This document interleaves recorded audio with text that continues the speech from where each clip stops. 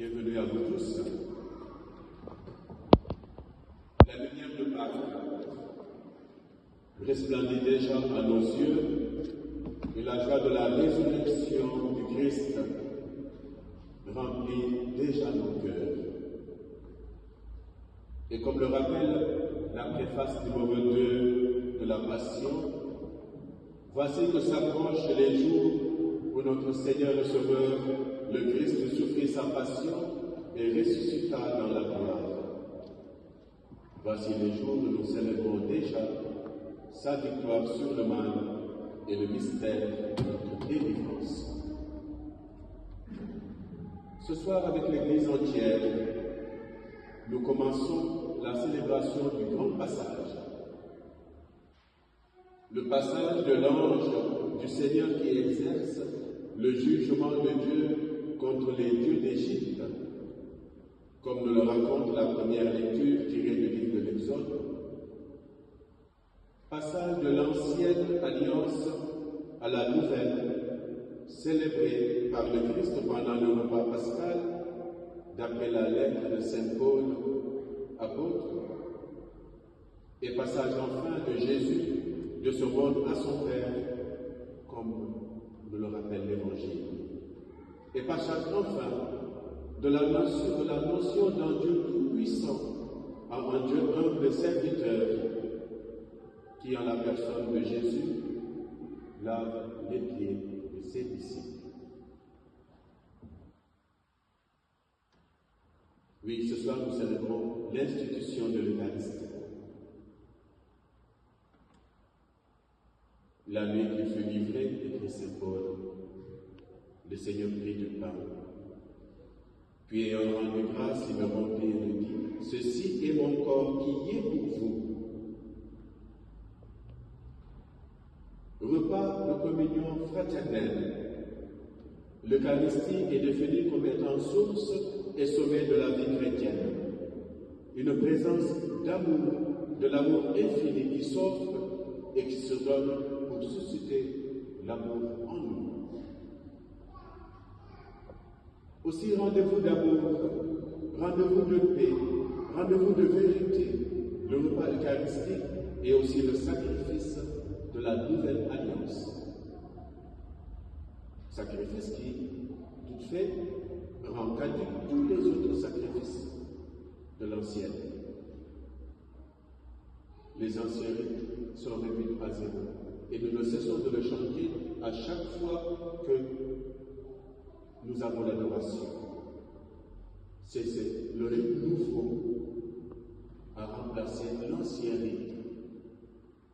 L'ancien rite qui consistait à tuer des bêtes, à immoler des bêtes, à verser le sang des animaux. Ce rite nouveau, c'est le Christ lui-même qui est la bête, qui est l'offrande et qui est le sacrificateur.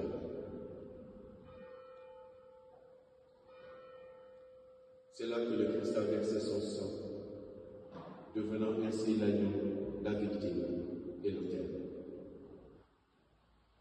Le seul sacrifice du Christ est le seul qui sauve. Et en versant son sang pour l'humanité entière, Jésus instaure le royaume de Dieu et nous appelle instamment à désirer ardemment le salut.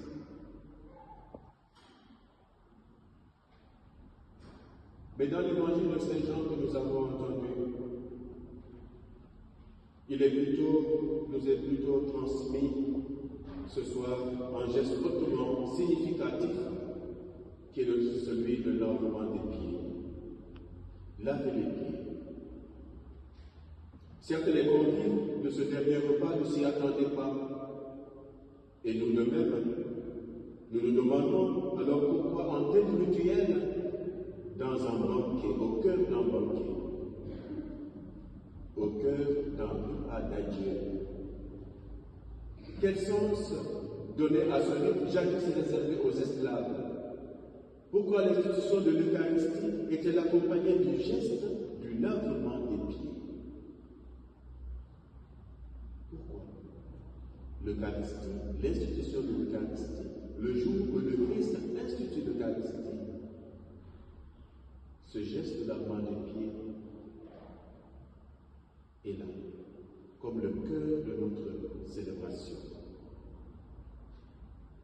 Une seule réponse pourrait suffire, parce que simplement l'Eucharistie appelle au service. L'Eucharistie nous engage à l'action. Il se leva de table, nous dit Saint Jean. Il déposa ses vêtements, se saignit les reins d'un tablier. Oui, la table eucharistique est le point de départ de nos engagements, doit être le point de départ de nos engagements, la table eucharistique.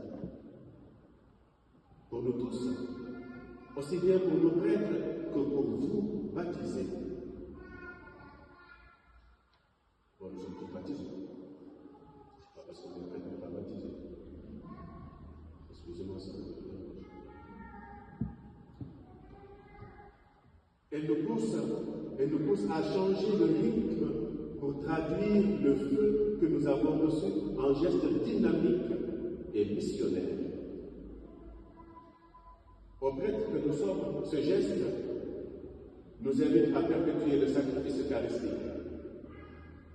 Il est demandé ce soir précisément que nous puissions retailler le tablier dans l'étole. Vous savez l'étole? Vous connaissez l'étole? C'est celui-là. L'étole. On peut dire la messe sans chasuble.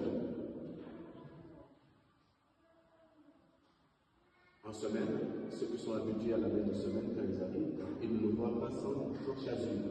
Mais nous célébrons sans étole. Nous célébrons avec l'étole. Alors aujourd'hui, on nous dit simplement que c'est l'étole qui est ce pouvoir d'ordre, cette faculté de célébrer dignement, que nous pouvons le retailler dans le tablier. C'est-à-dire simplement que l'étole va devenir le tablier, puisque l'Eucharistie nous engage au service. L'étole est le tablier. L'étole pour la célébration de la messe, et donc le service divin, et l'étole pour le service des hommes. Et à vous qui prenez part à ce repas, il vous est demandé dans la pleine communion de vivre ce que vous recevez, et nous le chantons. Devenez ce que vous recevez, c'est ça. Voilà. Devenez ce que nous recevons, ça veut dire devenir corps du Christ, corps rompu pour le monde. C'est d'être au quotidien sacrement, c'est-à-dire signe de la présence du Christ dans notre quotidien, dans nos lieux de vie, dans nos lieux de travail. Devenez ce que vous avez reçu, nous dit aussi la prière après la communion. Or, devenir le corps du Christ que nous avons reçu, c'est simplement vivre à la manière du Christ dans une donation totale à Dieu et aux hommes. Devenir ce que nous avons reçu, devenir le corps du Christ, c'est cette donation. À l'image de Dieu, à l'image du Christ lui-même, se donner totalement à Dieu, pas que, mais se donner aussi totalement aux hommes. Et le Christ nous donne cet exemple à travers le lavement des pieds. Laver les pieds des autres.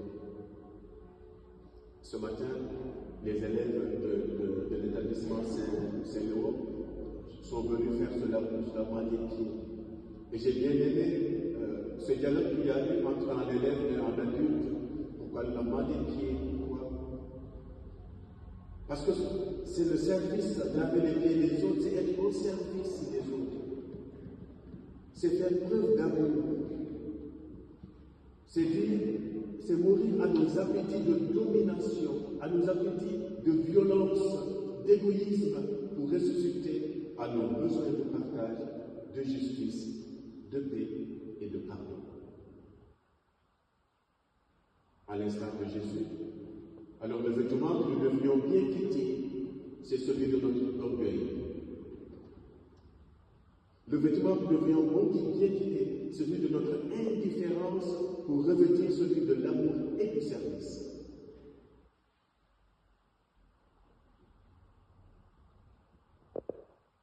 Pour perpétuer ce rite, nous avons choisi quelques membres de notre communauté, 2 personnes dans nos groupes, dans nos services, dans nos équipes, pour que ce geste de lavement des pieds ne soit pas simplement un geste fait à la va-vite, mais que sa signification, que nous puissions envoyer cela dans nos services et nous envoyer nous-mêmes, puisque ce sont nos représentants de nos services, de nos communautés, pour que nous puissions nous aussi nous laver les pieds les uns les autres. Et cela pour que notre paroisse devienne une communauté fraternelle, une famille, peuple de Dieu.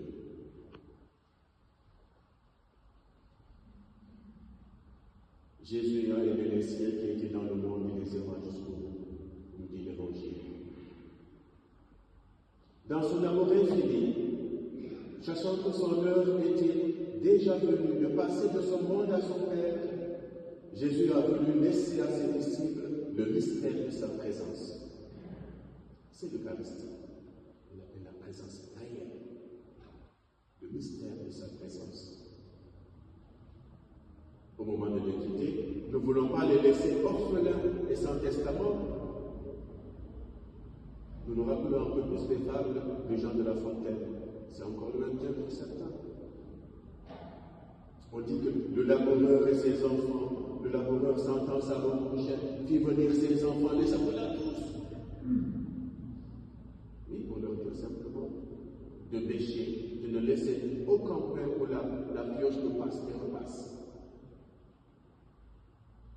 Oui, le Christ rassemble ses disciples et leur dit de perpétuer ce sacrifice. Alors Jésus, quant à lui, nous prescrit de perpétuer ce repas eucharistique dans l'amour, dans le don de soi et dans le service. L'amour, don de soi et service. Aimer, donner, servir. C'est à ce triple mouvement que nous sommes tous invités. Tous. C'est le testament laissé par le Christ. Aimer comme lui-même nous a aimés, pour qu'à l'amour que nous ayons les uns les autres, nous soyons reconnus comme étant ses disciples. Donner comme lui-même nous s'est donné le Christ, pour que nous découvrions la vie dans le sens que tourner vers les autres, et qu'elle prend toute sa valeur quand elle se donne. Nous avons une expérience. La vie qui se donne est beaucoup plus joyeuse, ça porte beaucoup plus de fruits. Mais servir comme le Christ lui-même a servi, pour avancer sur le chemin de l'humilité, qui rend le Christ lui-même présent dans nos gestes de partage. Le service. Voilà, chers frères et sœurs, le cœur de notre célébration eucharistique. Nous faisons mémoire du Christ pain rompu pour un monde nouveau.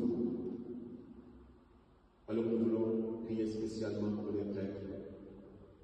Oui, parce que c'est la fête du sacerdoce.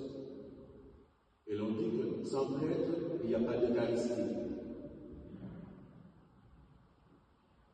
Ce n'est pas pour nous mettre en valeur. Mais non, ce n'est pas ça. Ça ne saurait être cela. Mais c'est une vérité vraie, comme on dit. Sans prêtre, il n'y a pas d'Eucharistie. Alors prions pour des prêtres. Prions pour que nos diocèses, pour notre monde, qu'il y ait toujours cela qui perpétue le sacrifice eucharistique.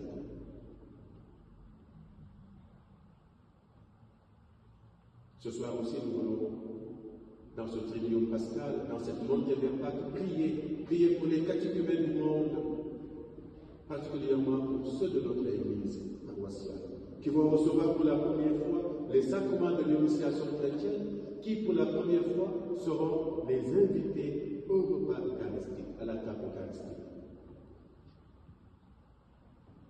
Et priez pour les enfants, cette année aussi, comme les jeunes qui vont recevoir la communion vers le mois de mai et juin.